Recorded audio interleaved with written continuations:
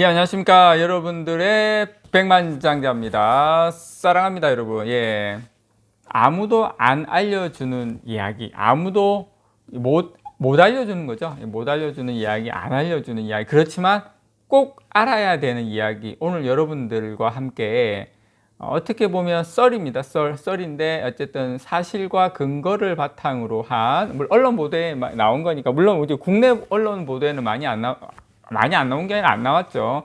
미국 쪽에 외신 쪽에 많이 나온 이야기인데, 여러분들에게 이 이야기는 삼성전자를 하든 삼성전자를 하지 않든 간에 꼭 알아야 되는 이야기를 지금부터 여러분들에게 들려드리도록 하겠습니다. 어떤 분들한테는 아주 재밌는 이야기가 될 수 있겠고, 어떤 분들한테는 달나라 이야기가 될 수도 있겠는데, 그렇지만 저는 꼭 삼성전자 투자자라면 꼭 알아야 된다고 생각합니다. 자, 일단 이 이야기부터 제가 전달을 해드리면, 지금 미국에서 일부 언론이라든지, 그 다음 미국 국방부 쪽에서 나오는 이야기라든지, 그 보도자료로 해서 나오는 외신을 보면, 대만이 중국으로부터 침공을 당하는 시기가 작년에 올 초 보고서만 해도 6년 이내로 나왔다가, 최적의 타이밍이 중국이 대만을 침공하는 최적의 타이밍이 내년 6월에서 8월로 아예 그냥 기간을 아예 명시를 해버렸어요. 그런데 우리 국내에서는 그런 이야기를 안 하죠. 왜냐? 우리나라 언론이라든지 우리나라 정부가 어떤 중국의 눈치를 많이 보고 있기 때문에. 근데 미국 같은 경우에는 바로바로 지금 분석한 내용을 바로바로 이야기를 해요. 그래서 그것 때문이겠죠. 그런 내용이 막 나오니까 백악관에서 바이든 대통령하고 기자들과 기자연설에서 바로 기자가 물었죠. 대만에 중국이 침공하면 미국이 참전할 거냐? 그래서 바이든 대통령이 참전한다라고 이야기를 한 내막이 바로 거기에 있는 겁니다, 여러분. 자, 그럼 여기서 우리가 애플의 고민이 깊어지는 거예요. 사실 TSMC가 미국에 공장을 짓는 것은 미국의 어떤 보조금 그런 당근도 있었지만, 결국 어떻습니까? 애플이라는, 물론 애플뿐만 아니라 팹리스 업체들이 많지만, 애플 같은 경우에는 지금 AMD도 이제 삼성전자 3나노로 들어온다고 그러고, 뭐 엔비디아나 퀄컴은 다 전액 다 물량을 TSMC에 주지 않아요. 이런 여러 가지 이유 때문에 삼성전자하고 나누는데, 애플 같은 경우에는 전량하고 있죠. 그렇다 보니까 TSMC 입장에서도 여러 가지 그런 어떤 그 리스크를 안고 있는 애플을 달래기 위해서라도 미국에 현지에 공장을 짓고 있습니다. 그렇지만 이번에 지금 미중 정상회담 이것을 봤을 때는 이제 완전히 중국은 대만을 시기의 문제지 아예 침공하는 거에 대해서 확실한 어떤 그런 마음을 가다듬고 있구나라고 저는 확신을 가졌습니다. 그래서 저는 사실 썸네일을 고민이 깊어지는 애플이라고 담을까 하다가 이렇게 말씀을 드렸는데, 어쨌든 간에 애플 입장에서는 어떤 형식으로든 간에 저는 시기의 문제지, 삼성전자 파운드리가 조금만 더 실적이 나오면 AP는 모르겠지만 M1 칩 정도는 삼성전자 파운드리에 맡길 확률이 상당히 저는 높아질 가능성이 상당히 높다고 생각합니다. 그리고 물론 대만을 침공할지 어떨지는 모르겠지만, 분명한 것은 중국은 하나의 중국, 대만을 결코 놓지 않는다. 그리고 이번 정상회담 때 저는 느낀 건 뭐냐면, 결국 총 그거는 뭐냐, 뭐 반도체, 핵심은 반도체, 중국 뭐 이렇게 이야기하는데 반도체고 핵심은 TSMC다. TSMC를 중국은 먹고 싶다. 미국도 놓기 싫다. 뭐 그런, 저는 개인적으로 저는 그렇게 들렸어요. 그래서 이번에 미국과 중국은 사사건건 이야기를 하면서, 특히 지금 뭐 SMIC 같은 경우에 제재하고 있고 화웨이 제재하고 있죠. 그래서 시진핑 국가주석은 이런 거에 대해서 중국 기업을 탄압하지 말라 막 이야기를 하고, 또 이제 바이든 대통령은 중국과의 불공정 뭐 무역 뭐 이렇게 이야기하고, 그 다음에 뭐 시진핑 국가주석은 이런 뭐 한마디 말해서 반도체 관련해 가지고 탄압하지 마라 이런 걸로 지금 사사건건 충돌하다가 결국에는 어디서 종착역을 맞았냐면, 대만 우리 거니까 너희들 그 독립하게끔 TSMC하고 이런 거 그거 하지 마라. 이렇게 그 핵심은 그거였어요. 그래서 지금 바이든은 어떻게 보면 트럼프보다도 더 정교하게 중국의 목줄을 재고 있죠. 인텔은 지금 최근에 중국 청두 공장에서 생산을 확대하려고 하는 것도 접었고, 지금 바이든 정부의 눈초리가 예사롭지 않죠. 그래서 지금 지금 상무부 같은 경우에는 삼성전자, 대만 TSMC 이런 세계 굴지의 반도체 기업들을 상대로 민감한 자료를 제출해라. 이거는 뭐냐면, 중국을 뺀 글로벌 공급망을 재구축하겠다는 미국의 목표입니다. 그걸 중국은 모를 리가 없죠. 그러다 보니까 중국 입장에서는 저는 이렇게 생각을 해요.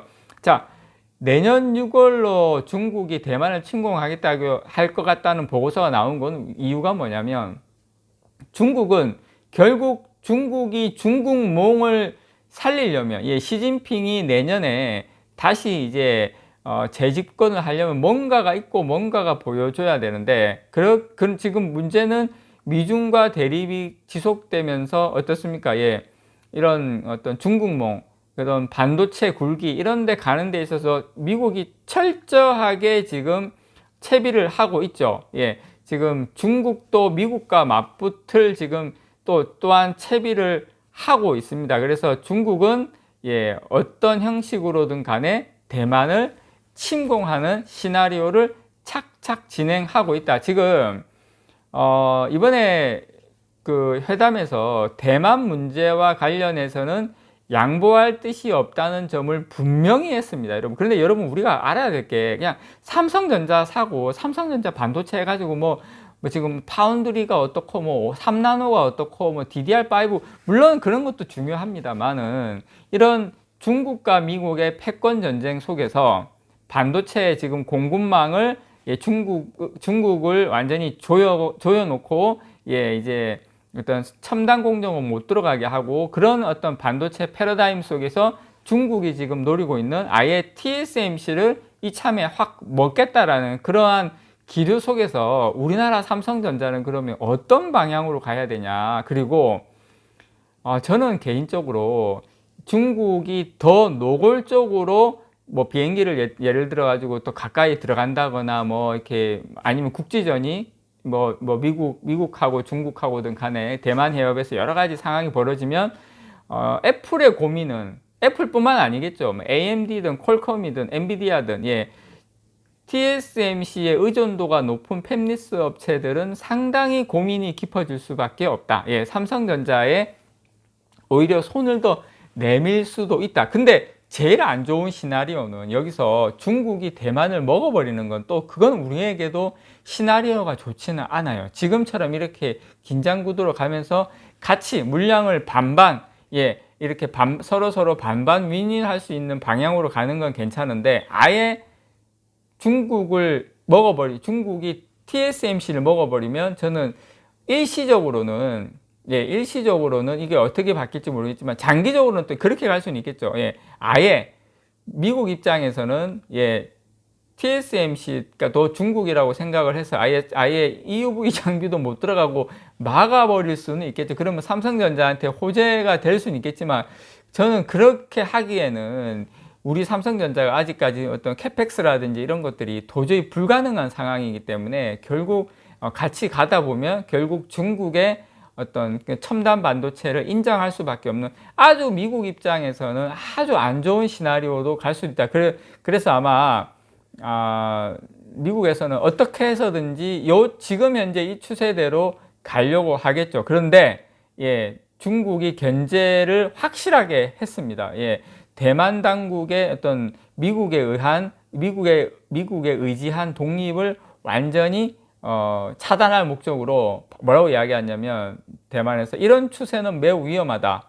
불장난을 하는 것이다. 불장난을 하는 사람은 스스로 불에 타 죽는다. 이게 사실은요, 외교에서 정상이 이런 표현을 쓴다는 거는요, 사실상 너희들 우리 전쟁할 거야, 이거하고 저는 똑같다고 생각해요. 물론 지금 이 회담에 레드라인을 넘는다면 중국은 단호한 조치를 취하지 않을 수 없다, 이런 경고성 발언, 이거는 저는 사실상 시간의 문제지. 예.